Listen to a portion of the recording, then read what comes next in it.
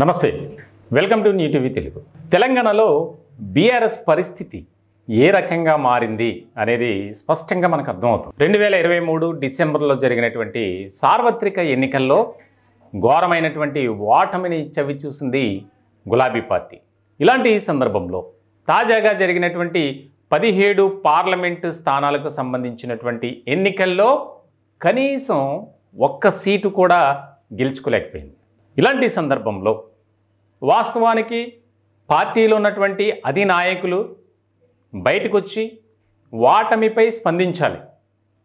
ఆంధ్రప్రదేశ్ రాజకీయాల్లో వైసీపీ ఘోరంగా ఓటమి చెందింది. ఓటమి చెందిన తర్వాత ఆ పార్టీ అధినేత వైఎస్ జగన్మోహన్ రెడ్డి ఆయన బయటకు వచ్చి ఓటమిపై మాట్లాడారు. ఇటువంటి సందర్భంలో ఒక రకమైనటువంటి ఆసక్తికరమైన చర్చ జరుగుతుంది రాజకీయ వర్గాల్లో. అదేంటంటే, ఏదైతే రెండు రాష్ట్రాలని కంపేర్ చేసి చూస్తే ఆంధ్రప్రదేశ్లో జరిగినటువంటి ఎన్నికలు ఫలితాలు వీటిపై స్పందించినటువంటి పార్టీ అధినేత, అలాగే బీఆర్ఎస్లో ఉన్నటువంటి నాయకులు కూడా స్పందించాలి కదా అనేది ఒకటైతే, ఇప్పుడు తెలంగాణ రాజకీయాల్లో ప్రధానంగా గులాబీ పార్టీలో ఒక భిన్నమైనటువంటి చర్చ నడుస్తుంది. అదేంటంటే, బీఆర్ఎస్లో నెంబర్ 2 పొజిషన్లో ఉన్నటువంటి కేసీఆర్ కుమారుడు కేటీఆర్పై ఆయన తీసుకున్నటువంటి నిర్ణయాల వల్లే పార్టీ ఇంతటి ఘోర పరాజయాన్ని చవి చూసింది. ఏకపక్ష నిర్ణయాలతో ముందుకు వెళ్ళారు. పార్టీలో ఉన్న వారిని కనీసం పట్టించుకోలేదు. అభ్యర్థుల ఎంపిక విషయంలో కూడా ఇష్టారాజ్యంగా వ్యవహరించారు. కాబట్టి వర్కింగ్ ప్రెసిడెంట్గా ఉన్నటువంటి కేటీఆర్ ఆయన్ను ఆ పదవి నుంచి తొలగించాలి అనేది ప్రధానమైనటువంటి డిమాండ్గా బీఆర్ఎస్ పార్టీలో వినిపిస్తుంది. దీనికి రకరకాల కారణాలు ఉన్నాయి. ప్రధానంగా మనం చూసాం, అసెంబ్లీ ఎన్నికల అనంతరం ఏ రకమైనటువంటి పరిస్థితులు నెలకొన్నాయి. ప్రధానంగా బీఆర్ఎస్ పార్టీలో ఉన్నటువంటి ముఖ్యమైనటువంటి నేతలంతా వలస బాట పట్టారు. కాంగ్రెస్ పార్టీలోకి కొంతమంది, బీజేపీలోకి కొంతమంది.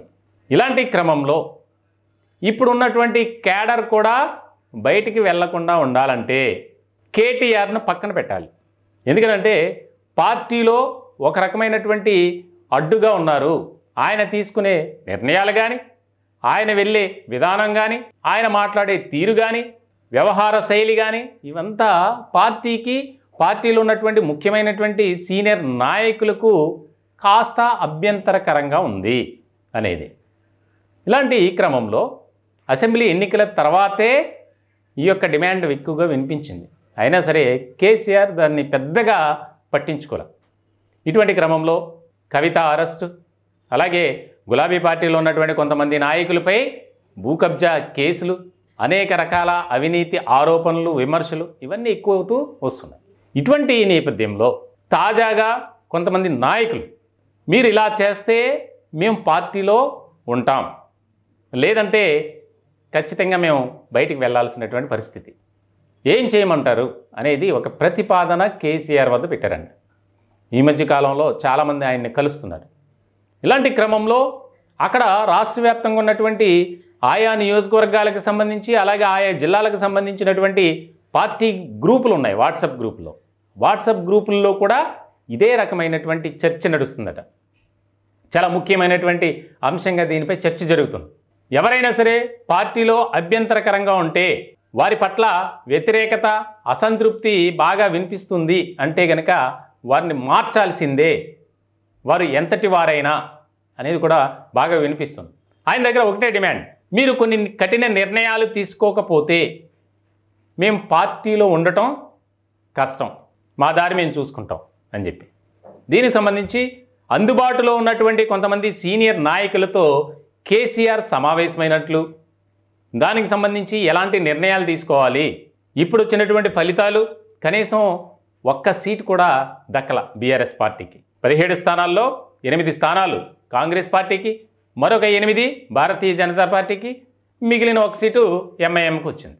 మొత్తం 17 స్థానాలకు సంబంధించి 2019 ఎన్నికల్లో ఏ రకమైనటువంటి విజయ అవకాశాలు బీఆర్ఎస్కు ఉన్నాయి, కానీ ఇప్పుడు ఎంత డౌన్ఫాల్ అయింది, దిగజారిపోయింది ఆ పార్టీ అనేది మనం చూస్తున్నాం.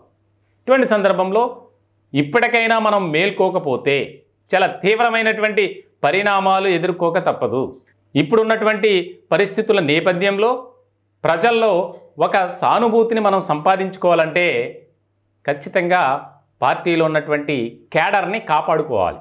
ఇప్పటికే ఆయా నియోజకవర్గాలకు సంబంధించి కమిటీలు కూడా లేవు. వాటిని ఏర్పాటు చేస్తూ నియోజకవర్గ స్థాయిలో పార్టీని బలోపేతం చేయడమే కాకుండా ప్రధానంగా క్యాడర్ని మనం కాపాడుకోవాలి. దానికి సంబంధించి ఏ రకమైనటువంటి నిర్ణయాలు తీసుకుంటే బాగుంటుంది, ఎలా వెళ్ళాలి అనే దాని మీద కొన్ని సలహాలు సూచనలు చెప్పారట కేసీఆర్కి. ఇటువంటి క్రమంలో సరే మీరు చెప్పినట్లే నేను ఆలోచిస్తా, దానికి సంబంధించి ఒక నిర్ణయం తీసుకుందాం అని చెప్పి ఎవరు కూడా దయచేసి కంగారు పడొద్దు, పార్టీలోంచి వెళ్ళొద్దు. వెళ్ళిన వారు తిరిగి వస్తే వస్తారు, లేకపోతే లేదు. కానీ మీరు మాత్రం మీరు చెప్పినటువంటి అంశాలను నేను పరిగణనలోకి తీసుకుని ఆలోచిస్తా, దయచేసి నాకు సపోర్ట్ చేయండి. అంటే 10 ఏళ్లలో ఏ రకమైనటువంటి పరిస్థితులు ఉండే, ఇప్పుడు ఏ రకంగా మారాయి అనేది బాగా అర్థం చేసుకోవాలి. రాజకీయ వర్గాల్లో ఆసక్తికరమైనటువంటి చర్చ ఇదే. ఎందుకంటే 10 ఏళ్ల పాటు రాష్ట్రాన్ని ఏలినటువంటి చక్రవర్తిలా కేసీఆర్ ఉండిపోయారు. కానీ ఇప్పుడు ఆ పరిస్థితులు లేవు. మొత్తానికైతే కేటీఆర్ని ఆ పదవి నుంచి తప్పించాలి.